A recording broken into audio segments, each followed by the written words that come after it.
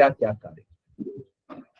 ये प्रश्न पूछा भी गया है कि अलाई दरवाजा किसने बनवाया था, का निर्माण किसने कराया, ये प्रश्न आ चुका है। तो अलाउद्दीन खिलजी ने स्थापत्य कला के अंतर्गत हौज खास, हजार खंबा महल और अलाई दरवाजा, 3 इमारतों का निर्माण कराया था। इसमें से अलाई दरवाजा, हौज खास, हजार खंबा, कोई भी चीज आपसे पूछी जा सकती है कि अलाउद्दीन खिलजी ने के समय कौन कौन सी इमारतें बनवाई, तो उसमें भी आ सकता है इस तरीके से ऑप्शन, 4 ऑप्शन में दे करके कि हौज खास, हजार खंबा महल 1 और 2 और इनमें से कोई नहीं। या सीधे सीधे पूछा जा सकता है अलाई दरवाजा का निर्माण किस शासक द्वारा कराया गया, अलाउद्दीन। एक क्वेश्चन और भी इनके बनता है इसमें कि अलाउद्दीन खिलजी के दरबार में कौन कौन से प्रसिद्ध विद्वान रहते थे। अलाउद्दीन खिलजी के समय अमीर खुसरो एवं बर्नी, जिनका पूरा नाम जियाउद्दीन बर्नी था, वह भी शासन करता था। पार्ट 3 आपका यही खत्म हो जाता है। पार्ट 3 में 2 ही शासक हुए, खिलजी वंश में 2 ही शासक हुए, बाकी छोटे जो भी रहा हो 2-4 साल के लिए, फिर वैसा नहीं रहा। तो 1290 से 1320 ईस्वी तक खिलजी वंश चला, खिलजी वंश। और खिलजी वंश की स्थापना, जैसा कि आपको बताया जा चुका है, जलालुद्दीन खिलजी। आगे बढ़ते हैं, पाठ यहीं पे समाप्त होता है और आगे आते हैं। जैसे पाठ 1 में था, आपको पता है, भारत में इस्लाम का उदय। दूसरे में गुलाम वंश की स्थापना, सल्तनत काल का प्रारंभ। सल्तनत काल आपका गुलाम वंश से लेकर के लोदी वंश तक चलता है, क्योंकि लोदी वंश के बाद ही मुगल भारत आए और मुगल वंश की स्थापना। बहुत ध्यान देने की चीजें हैं। आपसे प्रश्न पूछा जा सकता है कि सल्तनत काल में किन किन वंशों ने शासन किया। मैंने पिछली क्लास में भी बताया था, आप लिख सकते हैं सल्तनत काल में गुलाम वंश, खिलजी वंश, तुगलक वंश, सैयद वंश, लोदी वंश। इन शासकों ने, तुगलक काल बहुत इंपॉर्टेंट है, बहुत पूछा जाता है। तुगलक वंश की स्थापना किसने की? तुगलक वंश की स्थापना गयासुद्दीन तुगलक ने की। तुगलक वंश 1320 से 1412 ईस्वी तक चला। तुगलक वंश के बाद दिल्ली का सुल्तान मोहम्मद बिन तुगलक हुआ, जिसने 1325 ईस्वी से 1351 तक शासन किया।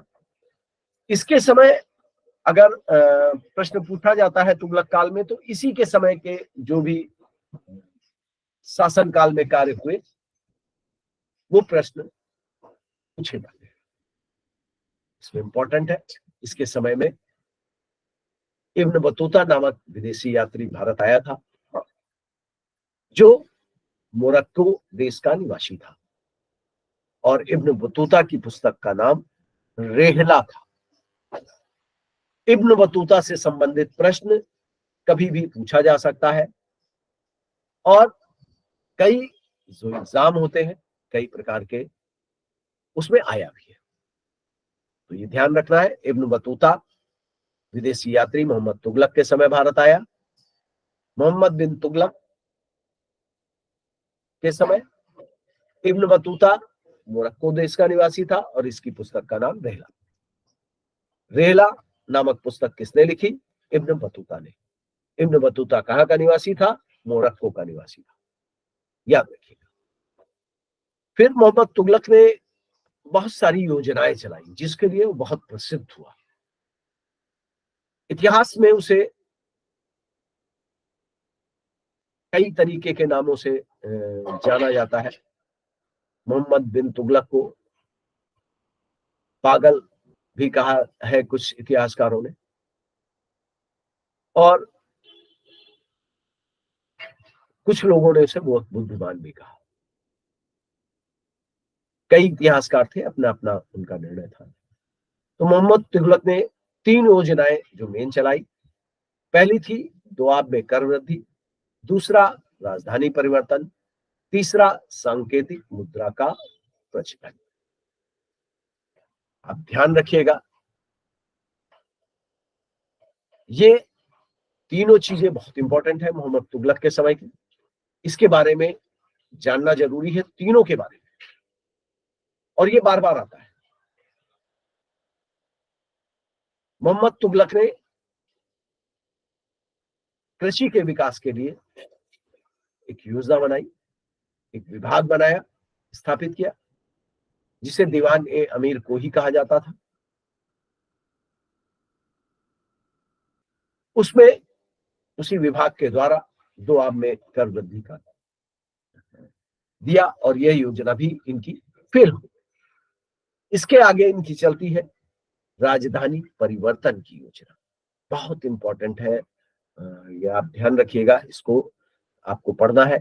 सुल्तान ने दिल्ली के स्थान पर द्वितीय राजधानी किसे बनाने का प्रस्ताव रखा? आप जान लें, सुल्तान ने दिल्ली के स्थान पर द्वितीय राजधानी देवगिरी को बनाया, और देवगिरी का नाम दौलताबाद रखा। ये राजधानी परिवर्तन से संबंधित है। चूंकि ये दक्षिण भारत में था, इसलिए जो राजधानी परिवर्तन था, ये भी इनका, ये जो इनकी योजना थी, कारगर नहीं हुई और बंद थी, फ्लॉप हो गई। पुनः दिल्ली राजधानी हो गई। दूसरा आता है सांकेतिक मुद्रा किस धातु की थी? सांकेतिक मुद्रा तांबे एवं पीतल की मिश्रित धातु थी। इन्होंने सांकेतिक मुद्रा चलाई, चांदी के बदले में बहुत सारे लोगों ने तांबे और पीतल की जो मुद्रा थी बदल लिया, और बहुत सारा ढेर इनके पास, राजा के पास, मोहम्मद तुगलक के पास तांबे और पीतल का लग गया, और लोगों ने चांदी अपने पास रखी, और इनकी यह योजना भी बहुत फ्लॉप हुई। सोच दो तरह की हो सकती है कि सांकेतिक मुद्रा का चलाने का अभिप्राय यह भी हो सकता है कि उस समय चांदी की बहुत कमी हो रही थी विश्व में, इसलिए इन्होंने, या मोहम्मद बिन तुगलक ने यह सोचा होगा कि अगर चांदी के स्थान पे कोई सांकेतिक मुद्रा प्रारंभ कर दे, तो इस तरह से चांदी की कमी को हम पूरा कर सकते हैं। लेकिन यह योजना पूरी तरह फ्लॉप हो गई। मोहम्मद तुगलक के अंतिम दिनों में दक्षिण भारत में दो राज्यों का उदय हुआ, विजयनगर और बहमनी राज्य की स्थापना। ये दक्षिण में था, और पूरब में बंगाल स्वतंत्र हो गया। इसके आगे क्वेश्चन पूछा जाता है कि मोहम्मद बिन तुगलक के बाद दिल्ली का सुल्तान कौन बना? मोहम्मद बिन तुगलक के बाद फिरोज तुगलक ने 1351 से 1388 तक शासन किया। इसके समय भी बहुत इंपॉर्टेंट चीजें हुई कि एक प्रश्न आता है कि सल्तनत काल में बेरोजगार लोगों को नौकरी देने हेतु सर्वप्रथम रोजगार कार्यालय, जैसे कि आप जानते हैं, इधर आपने देखा भी होगा, सुना भी होगा कि एम्प्लॉयमेंट एक्सचेंज जो इस समय है, रोजगार कार्यालय, तो आप सोचिए कितने, मतलब 1000 वर्ष पहले की बात है? 1000 वर्ष पहले भी रोजगार कार्यालय स्थित था। किसने बनाया था? फिरोज शाह तुगलक ने। सल्तनत काल में बेरोजगार लोगों को नौकरी देने हेतु सर्वप्रथम रोजगार कार्यालय किसने स्थापित किया? फिरोज शाह तुगलक। सल्तनत काल में सर्वप्रथम दीवाने खैरात विभाग की स्थापना किसने की? फिरोज शाह तुगलक ने। उसके आगे आता है दीवाने खैरात विभाग के क्या कार्य थे? दीवाने खैरात, जैसा कि नाम ही आप सुन रहे हैं कि खैरात है, तो इससे इस विभाग से विधवाओं, अनाथों एवं लड़कियों के विवाह के लिए आर्थिक सहायता दी जाती थी। तुगलक काल का अंतिम सुल्तान, तुगलक काल का अंतिम सुल्तान नासिरुद्दीन महमूद था।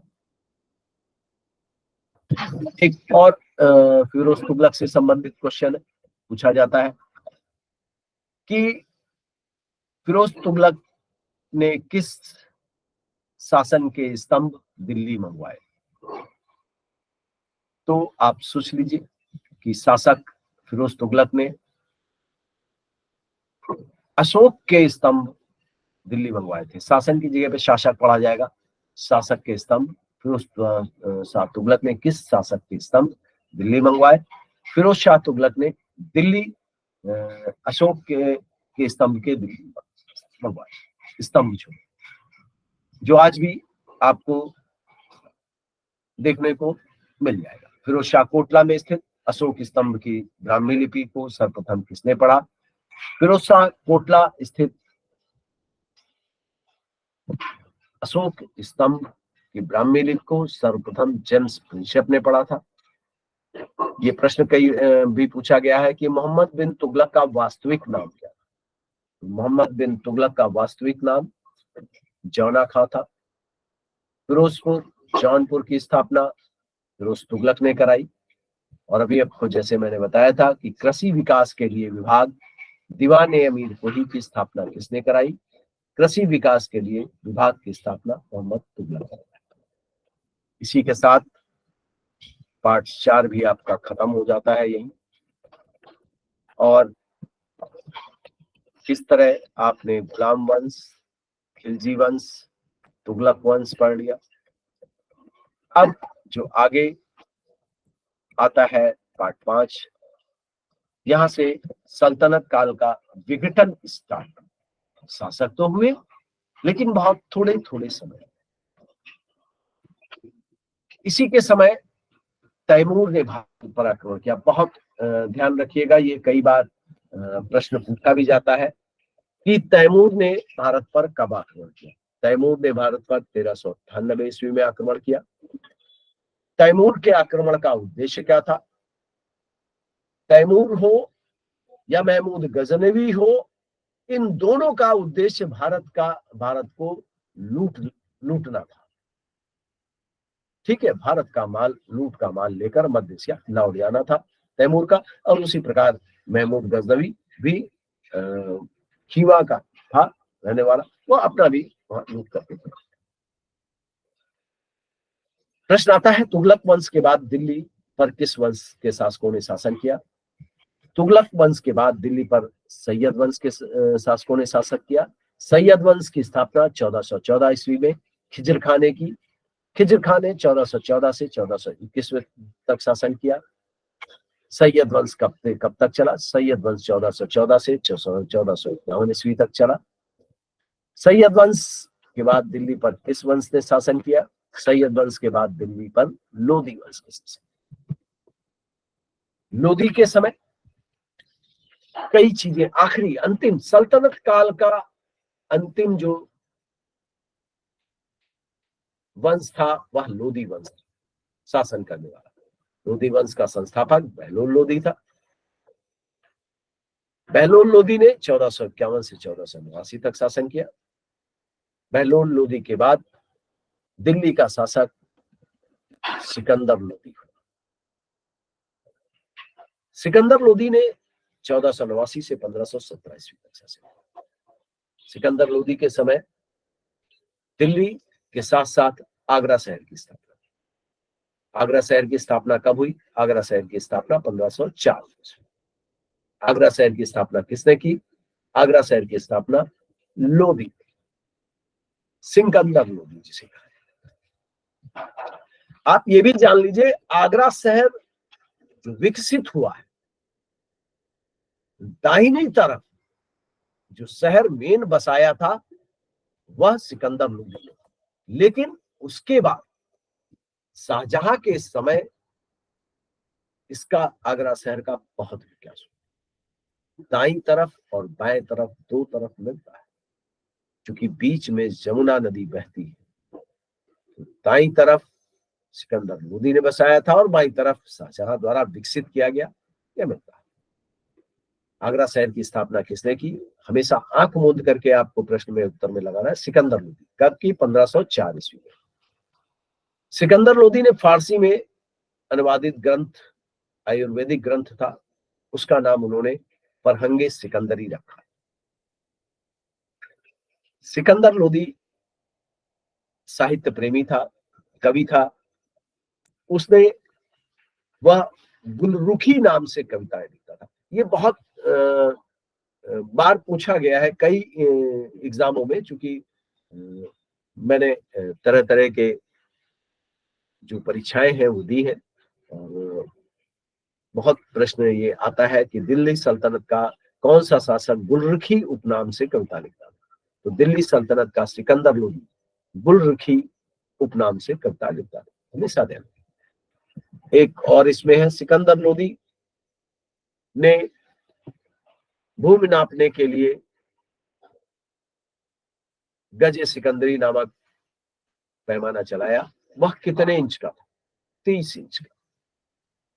सिकंदर लोदी के पश्चात दिल्ली का सुल्तान इब्राहिम लोदी बना, और लोदी वंश का ही नहीं, लोदी इब्राहिम लोदी 1517 से 1526 ईस्वी तक शासन किया। इब्राहिम लोदी लोदी वंश का ही अंतिम सुल्तान नहीं था। लोदी इब्राहिम लोदी सल्तनत काल का भी अंतिम सुल्तान था, ये आप ध्यान रखिएगा। क्वेश्चन आता है, लोदी वंश का अंतिम सुल्तान इब्राहिम लोदी, दिल्ली सल्तनत का अंतिम सुल्तान इब्राहिम लोदी। ये चीजें कई बार पूछी गई हैं। इसके साथ साथ पानीपत का प्रथम युद्ध 1526 ईस्वी में इब्राहिम लोदी एवं बाबर के मध्य लड़ा गया।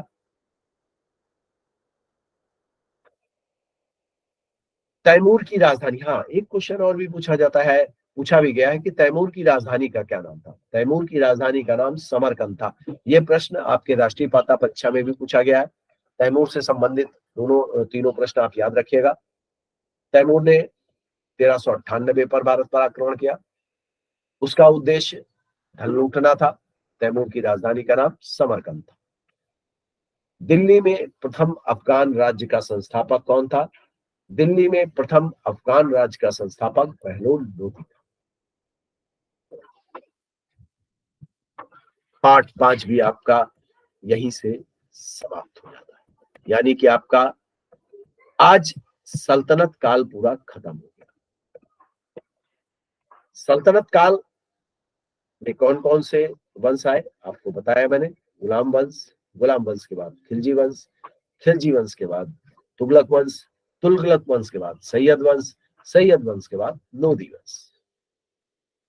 इन 5 वंश के सुल्तानों ने दिल्ली पर शासन किया। और उसके बाद जैसा कि आपको पता है, पानीपत का युद्ध 1506 ईस्वी में बाबर और इब्राहिम लोदी के मध्य लड़ा गया। इब्राहिम लोदी हार गए, बाबर विजयी हुआ, और दिल्ली में बाबर का शासन हुआ, और यहीं से मुगल काल का प्रारंभ होता है। सल्तनत काल के शासकों की उपलब्धियों के बारे में हमने पढ़ा। अब उसके समय जो पार्ट 6 है, सल्तनत काल की संस्कृति क्या क्या है। सल्तनत काल की संस्कृति भी पढ़ना आवश्यक है। तो सल्तनत काल में जो मेन इंपॉर्टेंट है मैं वो आपको बताता चलूंगा, क्योंकि बहुत ज्यादा डेप्थ में नहीं, मैंने प्रश्न उत्तर उपलब्ध करा रखे हैं, उसको याद करिए। फिर भी एक सरसरी निगाह से देख लेते हैं कि सल्तनत काल में किसका सर्वाधिक महत्वपूर्ण स्थान था। यह प्रश्न पूछा गया है कई बार। तो सल्तनत काल में सर्वाधिक महत्वपूर्ण स्थान सुल्तान का होता था। प्रांत को इक्ता या इक्तादार कहते थे, आपको बता चुका हूं मैं। गांव का मुखिया मुकद्दम या चौधरी कहलाता था। भक्ति आंदोलन के नाम, संतों के नाम तो याद रखिएगा, कबीर, चैतन्य महाप्रभु, गुरु नानक, दादू, रैदास, आप उसमें से पढ़ सकते हो। जो इसमें इंपॉर्टेंट है, सल्तनत काल का सुप्रसिद्ध प्रेमाख्यान तथा ऐतिहासिक महाकाव्य पद्मावत, आपने पढ़ा होगा, पद्मावत की रचना इसने की। बहुत इंपॉर्टेंट है। इसको पद्मावत की रचना मलिक मोहम्मद जायसी ने की। इसको याद रखिएगा, ये पूछा भी गया है कई बार, पद्मावत का लेखक कौन था। ठीक। और सल्तनत काल में फारसी साहित्य का महान विद्वान, ये पूछा जाता है। तो सल्तनत काल में फारसी साहित्य का महान विद्वान अमीर खुसरो था। मध्यकालीन समय में सर्वोत्तम तलवारें कहाँ बनती थी, ये प्रश्न पूछा गया है। तलवारें और बंदूकें। तो तलवारें मध्यकालीन समय में सर्वोत्तम तलवारें वाराणसी और सौराष्ट्र में बनती थी। सल्तनत काल में तोड़ेदार सर्वोत्तम बंदूकें कहाँ बनती थी? सल्तनत काल में तोड़ेदार सर्वोत्तम बंदूकें सियालकोट मेवाड़ में बनती थी। ये दोनों इंपॉर्टेंट क्वेश्चन है, ध्यान रखिएगा। पूछा जाता है कि मध्यकालीन भारत में सर्वोत्तम तलवारें कहाँ बनती थी, तो वाराणसी और सौराष्ट्र। बंदूकें जब आ जाए तोड़ेदार बंदूकें तो सियालकोट तथा मेवाड़। ये आपको ध्यान में रखना है, कंफ्यूज मत होइएगा। तलवारें ध्यान रखिएगा वाराणसी सौराष्ट्र, ठीक। बंदूकें तोड़दार बंदूकें सियालकोट मेवाड़। इसके साथ साथ पुस्तकों के नाम भी कई बार पूछे गए हैं, जिसमें तारीख फिरोज शाही का लेखक बर्नी था, जिसका पूरा नाम जियाउद्दीन बर्नी कहा जाता है। मध्यकालीन प्रमुख चिकित्सकों के भी नाम आते हैं, तो बदरुद्दीन, मौलाना सदरुद्दीन, अजीमुद्दीन, मछेंद्र तथा जोग। इसमें जो कई बार पूछा गया है कि सल्तनत काल का प्रमुख वैद्य कौन था, तो आपको ध्यान रखना है सल्तनत काल का प्रमुख वैद्य था मछेंद्र, शल्य चिकित्सक।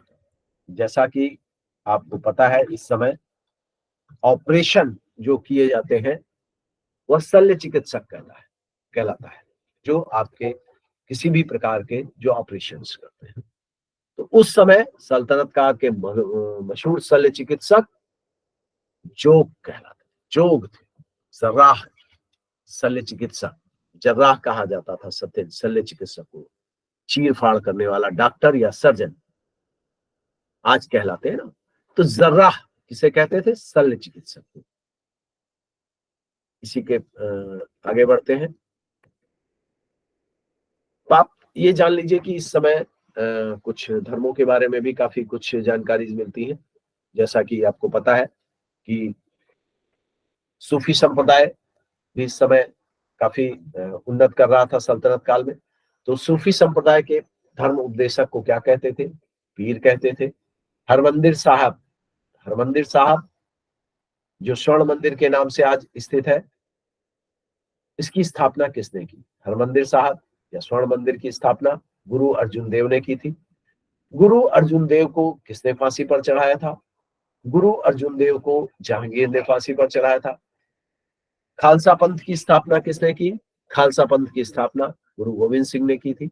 क्योंकि लड़ाकू बनाने वाले जो सिखों को थे वह गुरु गोविंद सिंह थे। उससे पहले भी हरगोविंद जो हुए गुरु, उन्होंने भी काफी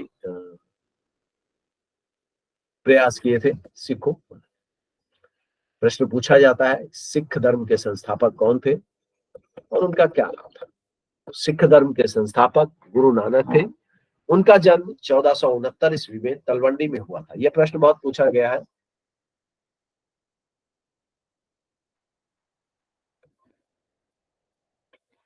और आपको ध्यान भी रखना है सिख धर्म के संस्थापक कौन थे और उनका जन्म कहां हुआ था।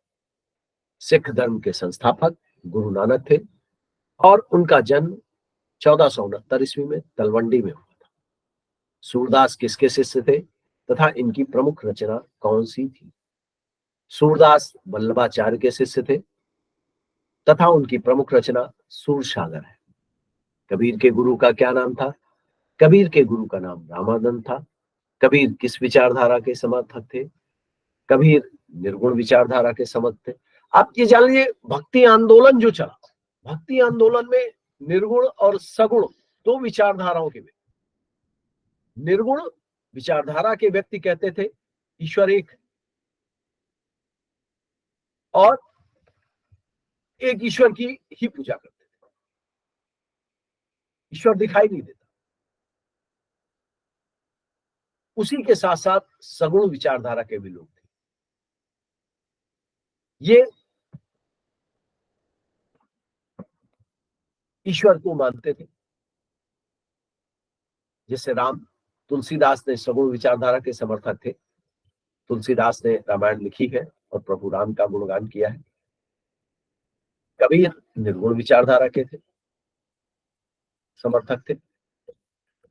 उसके बाद बहुत इंपॉर्टेंट प्रश्न आता है, चैतन्य महाप्रभु, भक्ति आंदोलन में चैतन्य महाप्रभु का भी नाम काफी लिया जाता है।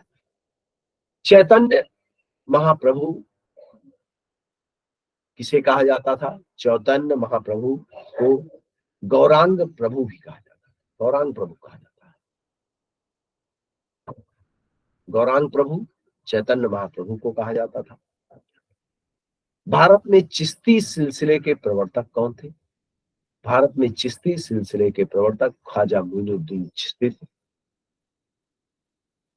ब्रह्म सत्य है और जगत मिथ्या है, ये किसका कथन है? ब्रह्म सत्य है, जगत मिथ्या है, शंकराचार्य का कथन है। इसके आगे अमृतसर शहर की स्थापना की सिखों के किस गुरु ने की? अमृतसर शहर की स्थापना सिखों के चौथे गुरु रामदास ने की थी, जहां पर आगे चल करके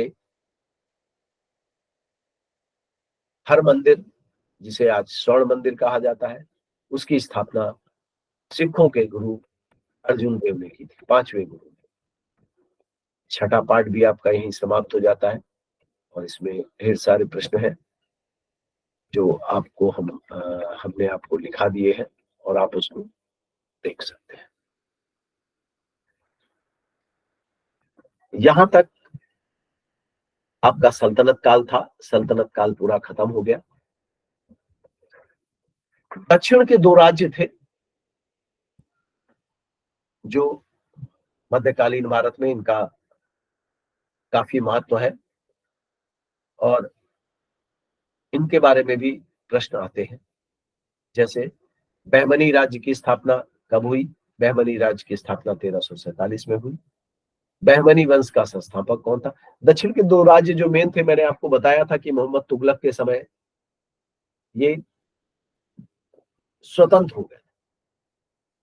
बहमनी शासक था और एक विजय, दो राज्य, दो वंश स्थापित हुए थे। बहमनी राज्य की स्थापना हसन गंगू ने की थी। हसन गंगू, अलाउद्दीन बहमन शाह भी कहा जाता था उसे। बहमनी वंश की राजधानी क्या थी? बहमनी वंश की राजधानी गुलबर्गा थी। बहमनी वंश का महानतम शासक फिरोज शाह बहमन या ताजुद्दीन फिरोज शाह था। बहमनी राज्य का प्रसिद्ध वजीर महमूद गवां था। ये बहुत इंपॉर्टेंट है, इस पूछा भी जाता है कि बहमनी राज्य की स्थापना, ध्यान रखिएगा, हसन गंगू ने 1347 ईस्वी में की और उसका नाम उसने फिर अपने आप को अलाउद्दीन बहमन शाह कहा। ठीक, तो बहमनी 5 राज्यों में मिलकर के टूट गया, 5 राज्यों में बट गया बहमनी। अहमदनगर, बीजापुर, गोलकुंडा, बरार, बीदर, 5 राज्यों में बट गया। आपको पता है कि गोल गुंबद बहुत ऐतिहासिक है और बहुत ही पूछा भी जाता है कि गोल गुंबद कहाँ स्थित है? गोल गुंबद बीजापुर में स्थित है। उसके बाद विजयनगर के पे आते हैं। विजयनगर की साम्राज्य की नींव 1336 ईस्वी में पड़ी और विजयनगर साम्राज्य की स्थापना हरिहर तथा बुक्का नामक भाइयों ने की थी। विजयनगर राज्य की राजधानी हस्तिनावती, जिसे आधुनिक हम्पी कहा जाता है। यह क्वेश्चन कई बार पूछा भी गया है, विजयनगर की राजधानी क्या है? तो विजयनगर की राजधानी आधुनिक हम्पी, हस्तिनावती लिखा होता है अगर उसमें तो हस्तिनावती पे टिक करेंगे, और अगर हम्पी है तो हम्पी पे टिक करेंगे। विजयनगर का सबसे महत्वपूर्ण शासक राजा कृष्णदेव राय, आपने सुना होगा तेनालीराम की कहानियां।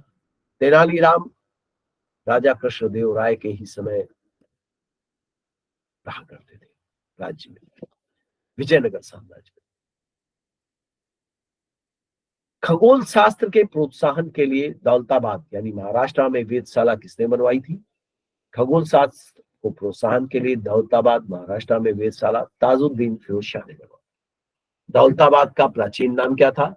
आपको पता है, अभी आपने पढ़ा था देवगिरी, क्योंकि देवगिरी को ही का नाम बदल करके ही दौलताबाद मोहम्मद बिन तुगलक ने रखा था और उसको अपनी राजधानी बनाया था। ईरानी यात्री अब्दुल रज़ाक, पूछा गया है प्रश्न कि अब्दुल रज़ाक कहाँ का रहने वाला था? ईरानी था।